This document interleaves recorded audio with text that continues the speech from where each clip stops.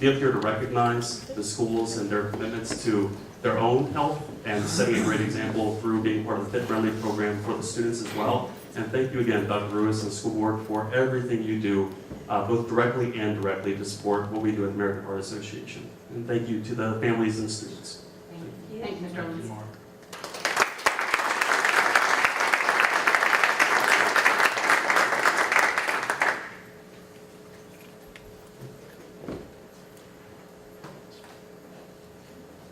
Okay, if Robin's ready, we'll move to the consent agenda. Dr. Ruiz? Madam Chairman, I would recommend approval of the consent agenda as adopted. Do I have a motion? Motion made. Do I have a second? Second.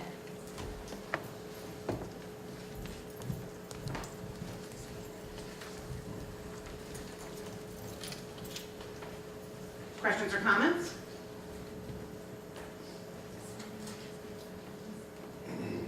All in favor? Aye. Opposed? The motion carries.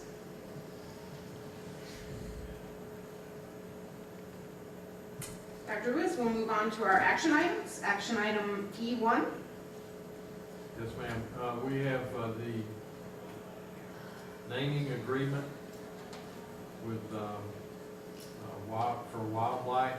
There was some discussion back several weeks ago. I think Dr. Fahlgren initiated that with regard to the trademarking of the name Wildlight by Radiant Incorporated, and so we wouldn't have any conflicts or issues with that. Mr. Hackett had referred me to an attorney that I discussed it with. He referred us to another attorney that specialized in that type of area for trademarking and copywriting and such. And so you have seen the naming agreement that we have with Radiant, and I was pleased with the result of the agreement that was produced, and I would recommend approval of the naming agreement that you have before you for Wildlight. Do I have a motion? So moved. Do I have a second? Second. Questions or comments? Dr. Fahlgren? I had some concerns about this agreement because it still seems very broad, giving Radiant a lot of leeway and restricting us a great deal. So when I read through the contract, it's my understanding still that just Wildlight by itself is still owned by Radiant. And my concern about this is, while we're getting permission for Wildlight Elementary School or Wildlight School, I think about the mascot. If we end up with a mascot and it's Wildlight and then insert name of the mascot, is that a violation of this agreement? When I think about our other schools, Yulee Hornets might be on there, and West Nassau. So it seems like it's still broadly protecting Radiant more than it's protecting us. And under 3, it appears that they had already tried to trademark Wildlight Elementary School because it's saying they're withdrawing the trademark application. So is there background law that the attorney can forward to us in support of some of these things? Because it also seems odd to me that someone can trademark the name of a town. And when they came and talked to us about the school, it had to do with eventually they were going to seek out this to be the name of the town with its own zip code. So. No, I think this covers the interest of, if you look up in number 1 where it refers to consent, it talks about, the use of the name in connection with the operation and promotion of the school, the educational services provided, at the school, and related school activities and services, which is then, in the rest of the document is referred to as school operations.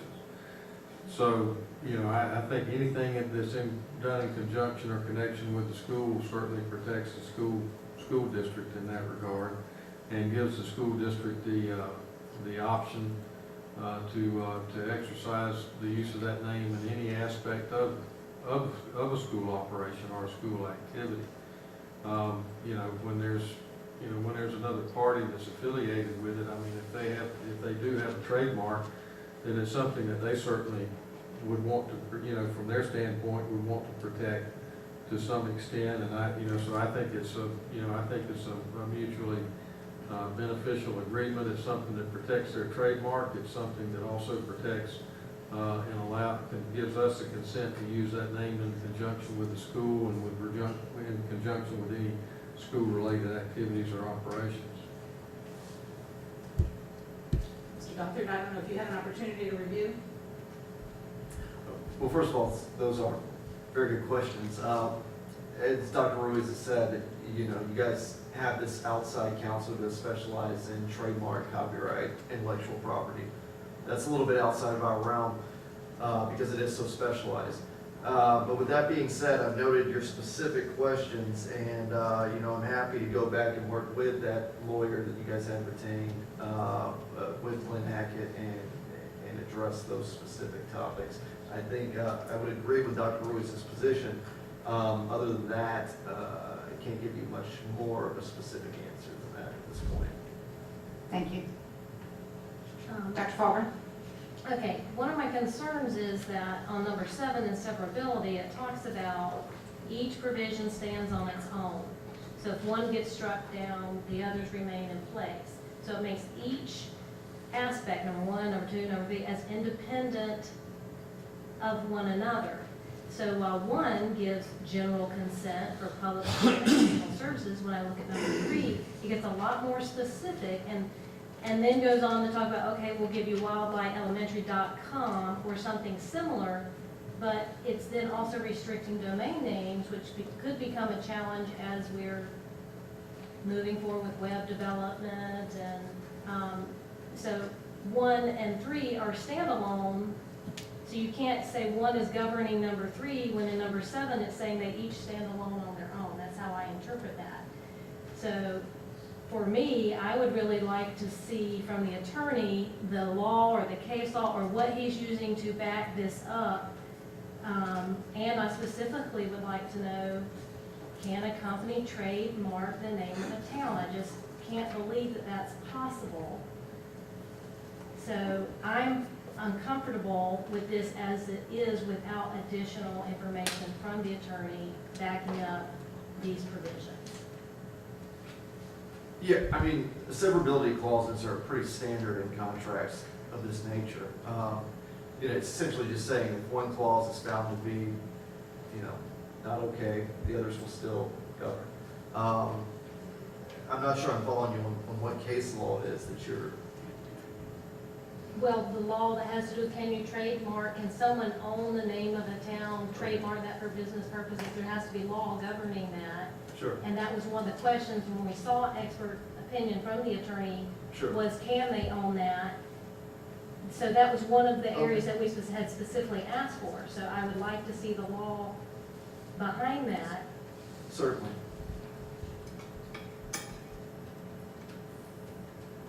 I'm sorry, Ms. Cook. What I don't understand is why, okay, so in the future, it's not a town now, doesn't have its own zip code. It won't be until they build it up to the point that it is so large that the Yulee post office, I'm assuming it'll be a Yulee one, can no longer handle the amount of mail that's coming in. So that's not going to be an immediate. So I don't understand what the concern is. Can a company trademark a town? Because that's not an issue at this point in time. At least for us as the school. We're a school in a community. Nocatee is a community, but Nocatee is in St. Johns County, and they're, you know, they're building schools in there all over the place. So I guess I don't see what your concern is, and unless I can see it, I don't have a concern with what's written here, even though it won't let me open it. Well, the issue comes from the fact that Radiant, when they came and spoke to us about the naming of the school, when they came and talked about the name of the school, they specifically talked about at that meeting that this was going to be, they were seeking it to be reach town or city status, that they would be seeking to obtain a zip code, that this would then be the school, that was part of the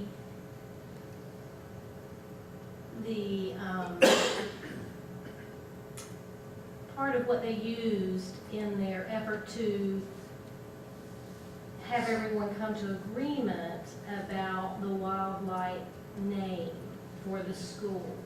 So yes, while it's not a town right now, it could very quickly reach that status. And so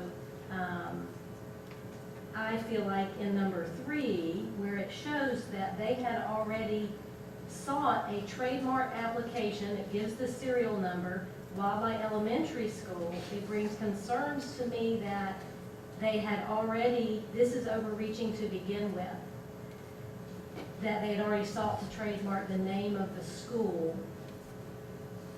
That had never been discussed with us, that was never out in the open. So I am uncomfortable with the agreement the way it stands. So I'm trying to understand as well. And so your fear in Radiant trademarking Wildlight is that in the future we may have trouble using the name? No, my concern is with the way the agreement is written. So number 1 and number 3 are very prohibitive to us. So while 1 is saying public school educational services, 3 gets a lot more specific. And because number 7 says each is a standalone clause in there, I do not like how the agreement is put together legally. So, Dr. Ruiz, is this an attorney that could visit with the board, come to a board meeting? Is it someone? We could certainly ask her to do that. I mean, I think it's pretty clear. I don't, and I wouldn't have presented it to you if I hadn't thought it was. Number 3, registrations. Radiant has the sole right to seek state and federal trademark registrations, domain name registrations for which include the word wildlife, Radiant's cost and expense, okay?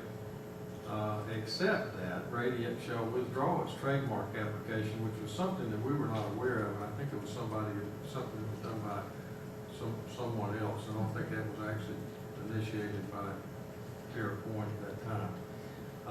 But they further agree not to seek or secure trademark registration for the words Wildlight Elementary School or Wildlight School for providing public school educational services in the nature of elementary school education services.